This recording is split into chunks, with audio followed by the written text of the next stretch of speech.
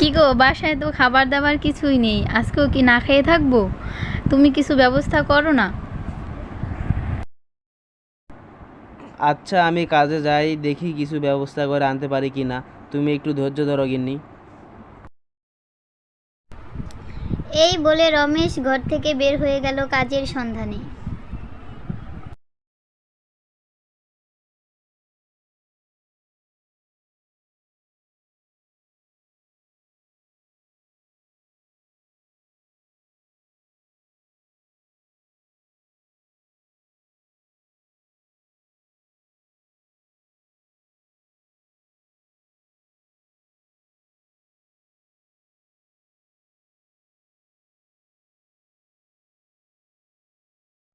হায় রে আমার কপাল, আজকেও কোনো কাজের সন্ধান পেলাম না। বাসায় কি নিয়ে যাব?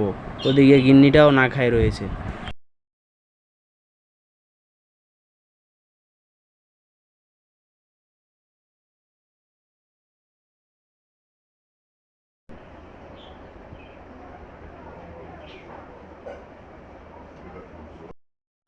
এ কি, ফিরতে এত দেরি করলে কেন?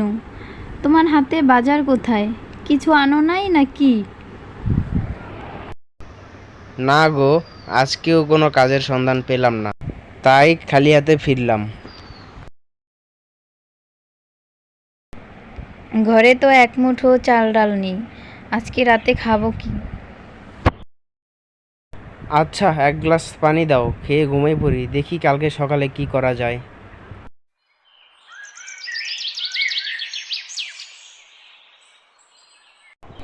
পরের দিন সকালে রামু আবার কাজের সন্ধানে বের হলো।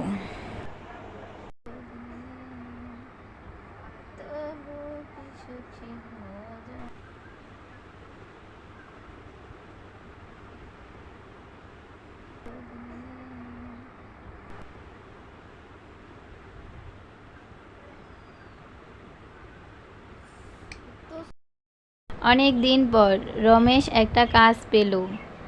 সে কাজ করে তার সংসার চালাতে লাগলো। যাক, আজকে কিছু ফলমূল ব্যবস্থা করতে পারছি। বাসায় যাই দেখি গিন্নি কি বলে।